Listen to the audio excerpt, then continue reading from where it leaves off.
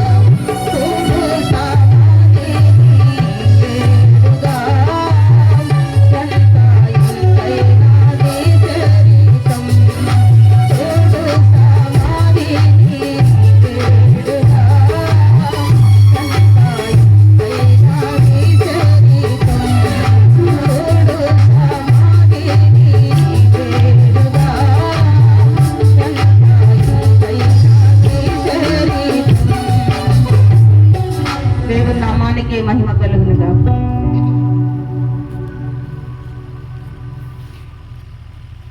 సుందరవతి సంఘం అన్నమాట.